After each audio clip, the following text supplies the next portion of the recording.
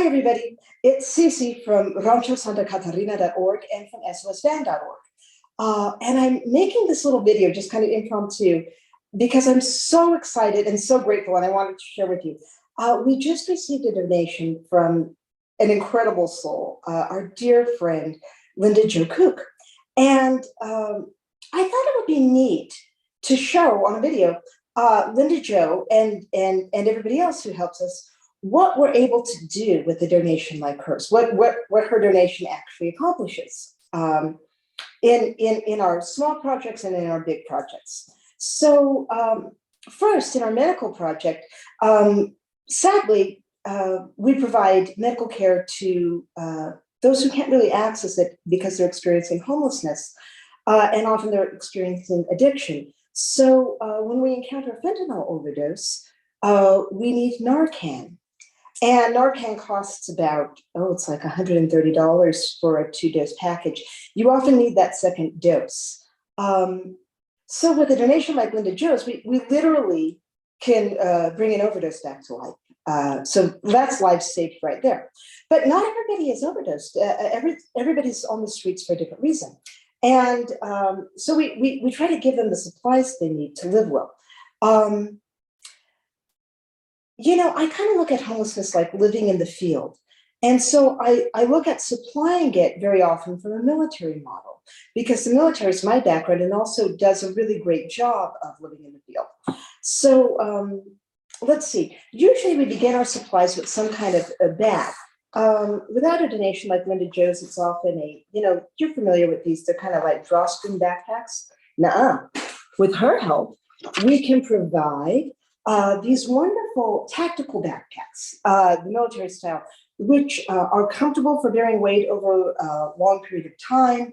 They hold up. They don't fall apart. We put carabiners on them so they can attach additional gear. It's a good foundation. And then next comes something very life-saving. This is, believe it or not, a sleeping bag. It's incredibly tiny. It's incredibly small. It's sort of a military model. It's made out of those emergency blankets, and that's why it can be so light. And yet it's reinforced with very strong material on the outside, so it can endure. And a bag like this will allow a person to sleep in very cold temperatures comfortably, and in freezing temperatures will prevent a person from dying from hypothermia.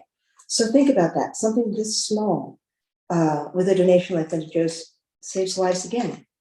Well, that's if it's too cold. If it's too hot, heat injury is also a problem. So these sort of fabrics that are specially engineered to provide evaporative cooling when they're wet, we're able to provide those as well. And the obvious things, the basic things, clothing. I still have a lot of military surplus left over, but we always need help with clothing. The basic stuff like BVDs. Let's see. Also items that just sort of help the person recognize that their humanity is seen.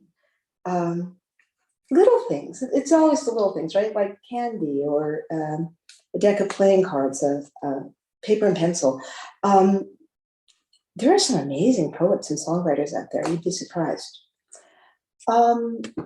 In some circumstances, depending on how the person is living, life straws can be life-saving, depending on their access to clean water. Let's see. One of the most amazing parts of this is food. We're able to do a lot with food thanks to incredible donations of game meat from hunting donations. Like, look, this is elk jerky. It's probably the most nutritious, purest protein somebody on the streets has seen in maybe a year. So good for them. This jerky is a gift from a hunting donation from Anthony Pace at Freedom Hunters. And this fall, we're going to receive a game donation from Eddie Corona, who runs Outdoor Experience for All. And these men are my heroes. They've taught me to hunt. Their organizations have. They've introduced me to, I think, some of the most incredible friends I'll have for a lifetime. And they help our organization by feeding the homeless like this. It's unbelievable. We also always give something, I'm always wearing these little bracelets, and I give them when we give a bag. Just something to remind the person, not only of their own dignity, but that they're profoundly loved by God. And to try to remind them of that, because it's got to be hard to remember, and to draw them into that relationship, to know that they're loved. The last piece, those are typical things we'll give for an adult. It's different when you run into children on the street. They have similar but different needs. One of the needs they have is for something to love, right? So we always have stuffed animals, something sweet to love. It's almost Halloween, it's getting to Halloween, so this guy is a pirate teddy bear, and I do not want to see one comment about the resemblance. This gets hard for me to talk about, though, because we don't see as many children, of the age that would want a teddy bear on the street as you might think. There are a lot of children who experience homelessness, but the reason we don't encounter them as often as we encounter older teens and adults is because they are prime targets for human traffickers. So they don't stay on the street very long before they're trafficked. That's why we don't see them. And that's the reason we are, with your help, working to build Rancho Santa Catarina. That's a home, a safe place for children at risk for exploitation and trafficking, a place where they're family and they're loved.